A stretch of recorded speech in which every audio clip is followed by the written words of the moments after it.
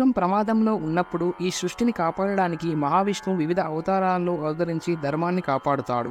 వీటినే మనం దశ అవతారాలు అంటాము. అవి మత్స్య అవతారం, కూర్మ అవతారం, వరాహ అవతారం, నరసింహ అవతారం, వామన అవతారం, పరశురామ అవతారం, బలరామ అవతారం, కృష్ణ అవతారం, కల్కి అవతారం. ఒక్కో అవతారం ముఖ్య ఉద్దేశం దుష్ట శిక్షణ, శిష్ట రక్షణ. ఒక్కో అవతారం ఒక్కో ప్రాముఖ్యతను కలిగి ఉంటుంది. ఒక కంటెంట్ క్రియేటర్గా మీ నుంచి ఒక లైక్ అండ్ సబ్స్క్రైబ్ నన్ను, నా ఛానల్ని ఇంకా కొత్త విషయాల మీద వీడియోస్ చేయడానికి బూస్ట్ చేస్తుంది. Welcome to the channel. కంటెంట్లోకి వెళ్తే ముందుగా మనం యుగాల క్యాలిక్యులేషన్ గురించి తెలుసుకుందాం. మనకి మొత్తం 4 యుగాలు ఉంటాయి. సత్యయుగం, త్రేతాయుగం, ద్వాపరయుగం, కలియుగం. ప్రజెంట్ మనం కలియుగంలో ఉన్నాము. తెలుగు క్యాలెండర్ ప్రకారం మనకి 60 సంవత్సరాలు ఉంటాయి. ఈ సంవత్సరాలు అన్ని కలిపి 4,32,000 సంవత్సరాలు పూర్తి అయితే అప్పుడు కలియుగం పూర్తి అవుతుంది. కలియుగం పీరియడ్ని డబుల్ చేస్తే అంటే 4,32,000 years into 2 is equals to 8,64,000 years అవుతుంది. అది ద్వాపరయుగం టైం పీరియడ్గా చెప్తారు.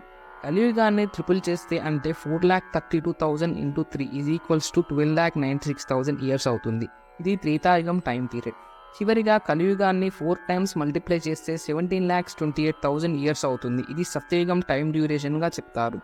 ఈ 4 యుగాలను కలిపితే 43,20,000 ఇయర్స్ అవుతుంది. ఈ పీరియడ్ని ఒక మహాయుగం అంటారు. ఇలాంటి 71 మహాయుగాల్ని కలిపితే ఒక మన్వంతరం అవుతుంది. అలాంటి 14 మన్వంతరాలు కలిపితే ఒక కల్పం అవుతుంది. 2 కల్పాలు కలిస్తే బ్రహ్మ జీవితంలో ఒక రోజు, 60 కల్పాలు కలిస్తే ఒక బ్రహ్మ మాసం అవుతుంది. 12 బ్రహ్మమాసాలు కలిపితే ఒక బ్రహ్మ సంవత్సరం, 100 బ్రహ్మ సంవత్సరాలు కలిపితే బ్రహ్మ జీవితం పూర్తి అవుతుంది. ఇప్పుడు చెప్పిన క్యాలిక్యులేషన్స్తోనే ప్రతి ఒక్క అవతారం ఇంటర్లింక్ అయి ఉంటుంది. శ్రీ మహావిష్ణువు యొక్క దశ అవతారాలలో ఒకటి మత్స్య అవతారం. మొదటి కల్పం అంటే బ్రహ్మకి ఒక రోజు సృష్టి ప్రారంభిస్తాడు. ఆ రోజు పూర్తి అయ్యే వరకు సృష్టి రచన పూర్తి చేస్తాడు. సో ఒక కల్పం పూర్తి అయ్యి బ్రహ్మ యోగనిద్రలోకి వెళ్తాడు. ఈ సమయంలో సోమకాసుడు అనే రాక్షసుడు బ్రహ్మ దగ్గర ఉన్న వేద జ్ఞానాన్ని దొంగలిస్తాడు. ఆ వేద జ్ఞానం గ్రంథాలని తీసుకుని సముద్రం కింద దాక్కుంటాడు. ఆ విషయం తెలుసుకున్న శ్రీ మహావిష్ణువు వేదజ్ఞానం లేకపోతే మనుష్యుల జీవితం, నడవడిక సాధ్యపడదని ఆలోచించి ధర్మాన్ని కాపాడాలని మత్స్యావతారాన్ని ఎంచుకుంటాడు.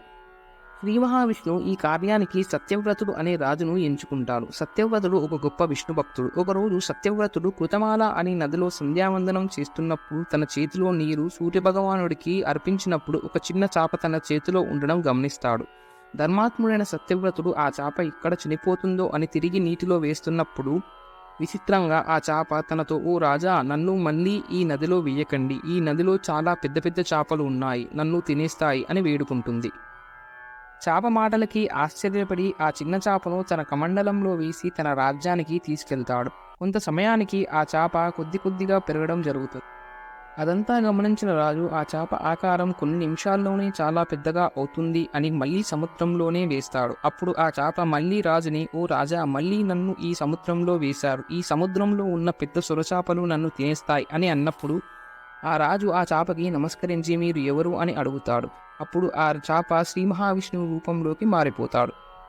ఇప్పుడు మహావిష్ణువు, నేను ఒక మహత్తర కార్యం కోసం ఈ మత్స్యావతారాన్ని ఎత్తాను. ఇప్పటి నుండి 7 రోజుల్లో ప్రళయం సంభవిస్తుంది. ఆ ప్రళయంలో నీ వద్దకు ఒక నావ వస్తుంది. అది నిన్ను చేరుకున్న వెంటనే నావ లోపలికి ప్రవేశించు. నువ్వు వచ్చేటప్పుడు 7 ఋషులలో ఇంకా కొన్ని ఔషధ మూలికల్ని కూడా తీసుకునిరా.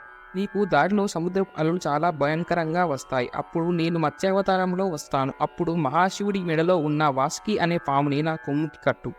అక్కడి నుండి నేను మిమ్మల్ని కాపాడుతాను అని చెప్పి మహావిష్ణువు అదృశ్యమైపోతాడు. చెప్పినట్టు 7 రోజుల్లో తీవ్రమైన తుఫాను వానతో ప్రపంచం మునిగిపోయింది. సత్యవ్రతుడు మూలికలతో 7 రుచులతో సముద్ర తీరంలో వేచి చూస్తాడు. కొంత సమయానికి ఒక నావ కనిపిస్తుంది. అందరూ ఆ నావ ఎక్కి శ్రీ మహావిష్ణువు నామాన్ని జపిస్తూ బయలుదేరారు. ఇంతలో ఒక భారీ ఆకారంతో ఒక బంగారు రంగులో ఒక పెద్ద చాప కనిపిస్తుంది. ముందు చెప్పిన విధంగా వాసుకి అనే పాముతో చాప కొమ్ముకి నావను కట్టి ఉంచారు. సముద్ర ప్రయాణం చేస్తున్నప్పుడు పెద్ద పెద్ద అలలు వచ్చినప్పటికీ ఆ నావలో ఉన్నవారికి ఏమీ కాలేదు. అదే సమయంలో మహావిష్ణువు సోమకాసుర అనే రాక్షసుడిని వెతుకుతూ ఉంటాడు. కొంతసేపటికి వాడు కనిపిస్తాడు. అది గమనించి సోమకాసురుడితో యుద్ధంలోకి దిగుతాడు శ్రీ మహావిష్ణువు. ఇద్దరి మధ్యలో భీకరమైన యుద్ధం జరుగుతుంది. అందరికీ తెలిసినట్టు ధర్మో రక్షిత రక్షిత అన్నట్టు ధర్మం కోసం పోరాడిన శ్రీ మహావిష్ణువు మత్స్యావతారంలో సోమకాసురుని అంతం చేస్తాడు. తిరిగి మళ్ళీ బ్రహ్మ యోగ నిద్రలో నుంచి లేచేటప్పటికీ వేద జ్ఞానాన్ని బ్రహ్మ చేతిలో పెట్టేస్తారు.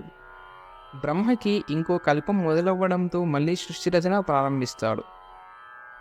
సో ఇది ఫ్రెండ్స్ ఇవాటి వీడియో. కంటెంట్ నచ్చినట్టయితే లైక్ చేసి సబ్స్క్రైబ్ చేసుకోండి. నేను మీ సన్నిహిత్ సైలెంట్.